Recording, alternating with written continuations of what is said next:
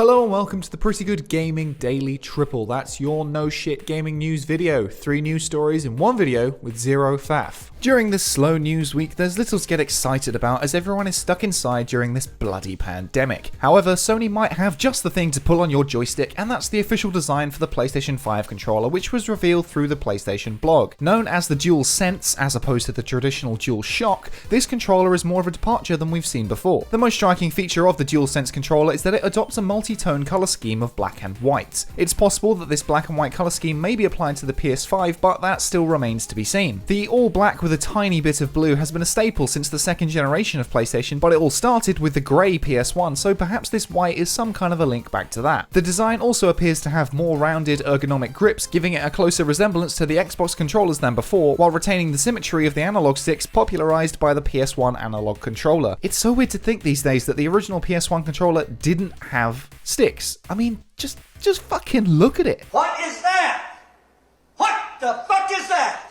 Since it looks more like an Xbox controller than usual, this means it looks bulkier. However, Sony has said that it gave the designers a challenge of making the controller feel smaller than it really looks. The controller also features haptic feedback and adaptive triggers, both of which had been rumored for a while, to give players a more immersive gameplay experience. Haptic feedback means the controller should vibrate differently depending on in-game actions, such as driving on dirt versus tarmac. The adaptive triggers, which have had slight angle changes, will supposedly add more tension to your actions, making guns feel different to bows when you pull the trigger. It promises an improved battery life over the DualShock 4 without compromising the device's weight. However, no statistics of exactly how long it will last are actually given to us. The touchpad introduced with the PS4 also makes a return, despite basically no games using it in an interesting way, and now the backlight is set beneath it instead of behind it. I personally liked how games like Days Gone incorporated it into the menus, but I doubt many gamers are too excited by this return. This returning feature is the result of Sony's conversations with developers to create ways for them to innovate. Similarly, loads of people hated the built-in speaker, but I actually liked it, and that also makes a return. We concluded that the sense of touch within gameplay, much like audio, hasn't been a big focus for many games. We had a great opportunity with PS5 to innovate by offering game creators the ability to explore how they can heighten that feeling of immersion through our new controller. The share button, which allows you to capture gameplay and screenshots, has been replaced with the create button, and pretty much seems like the exact same thing this time around, though Sony says it will share more closer to launch. It also has a built-in mic so that a headset isn't actually required, though I just hope you can switch it off so it isn't always recording your every rage quit. Based on this post, it doesn't look like there is any heart rate or sweat detection hardware built into the device, as some rumors have suggested. The best innovation is possibly the most obvious, but nonetheless the most important: a USB-C connection port for charging. Just look at it.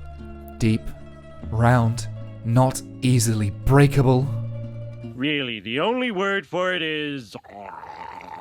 Some devs have shared their thoughts on the controller, with Naughty Dog's audio lead Robert Krekel saying it created lots of very cool opportunities integrating audio with haptic feedback. Andrea Pacino, founder and CTO of Ready at Dawn, the studio behind The Order 1886 and a handful of other VR titles, said this controller is pure awesomeness, just wait until you feel it. And I mean that literally. Naughty Dog is of course a first-party Sony studio, so there may be some bias there, but Ready at Dawn is not Sony owned, at least at the moment. The only major design choice I personally feel is missing is the addition of more buttons, such as back buttons under the grip. Not everyone is crazy about the design, with some even comparing it to knockoff controllers you give to your annoying siblings. However, someone has already made a mock-up of an all-black version, which is much closer to the designs we're used to and certainly looks a lot sleeker. I can't deny that the black and white style does give that kind of knockoff vibe, but it's something different and I'm definitely open to that. PlayStation designs have always been very safe choices, but I'm intrigued to see something even a little outside of Sony's wheelhouse, especially if this controller indicates anything about what the console itself may look like.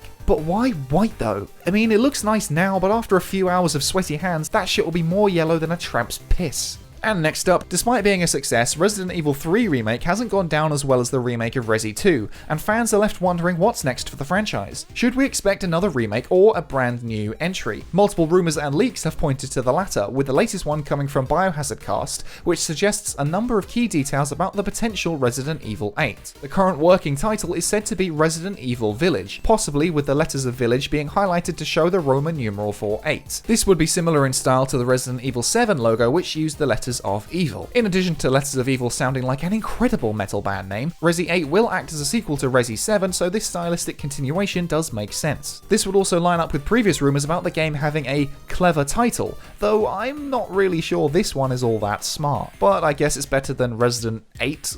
Resi 8 will feature the return of 7's protagonist Ethan Winters and the first-person perspective, but it will also prominently feature series favourite Chris Redfield. Redfield has been in the franchise since the very beginning, but he was completely unrecognisable when, spoiler alert, he shows up at the very end of number 7. Apparently, Chris will be present in a number of flashbacks featuring Ethan, Ethan's girlfriend, and their baby, but he may not be as heroic as we've seen him be before. It's unclear what role any of this will play, but reportedly there is a witch enemy who haunts the player with her distinctive laugh, so I'd expect that to have something to do with it. She's also said to be similar to Resi 7's Marguerite as she controls insects. Interestingly, Resident Evil 8 apparently started life as part of the Resident Evil Revelations sub-series before being reworked. Resident Evil Revelations 1 and 2 weren't major successes or anything to particularly write home about, but from what I played they were still solid games and were much more in line with what one would expect from a Resident Evil game, much more than 5 or 6 ever were. The leaks suggest that the game will be a cross-generational title between PS4 and 5, which will launch in early 2021, but as with all leaks and the current pandemic delaying everything, take all this with a healthy pinch of good old sodium. Speaking of delays, The Last of Us 2 was delayed at the end of last week, sending many fans into disarray for the second time. Tucked away in the announcement made by Sony, there was also a mention that Iron Man VR was delayed too. Now, both games have had their pages pulled entirely from the PlayStation Store, and all digital pre-orders are being automatically refunded. Sony hasn't come out to say anything about why this decision was made, but it suggests that the new release date for The Last of Us 2 is still very uncertain. Many are urging Naughty Dog to just release a demo, but game director Neil Druckmann says it's just not feasible and the previously shown press demo is very outdated. That's a massive amount of work that we don't want to put our team through. We would rather put our focus on finishing the actual game. With regard to the calls to just release it digitally, Druckmann said, "This is a worldwide game that people in every country are waiting for and we want to make sure we're fair. If we just get it to a small fraction of people, what does that do to the people who don't get it? So we're looking at all sorts of different options, like what's the best way to get it to all our fans as soon as possible. But that's going to take time for us to ship and get things figured out." And that's it for today. If you like this no shit format, go ahead and give the video a like to give it a boost, hit subscribe and the bell to stay notified about all future installments. Toss a coin to your YouTuber over at patreon.com/prettygoodgaming. I've been Henry Cooper. That's all for today. Bye for now.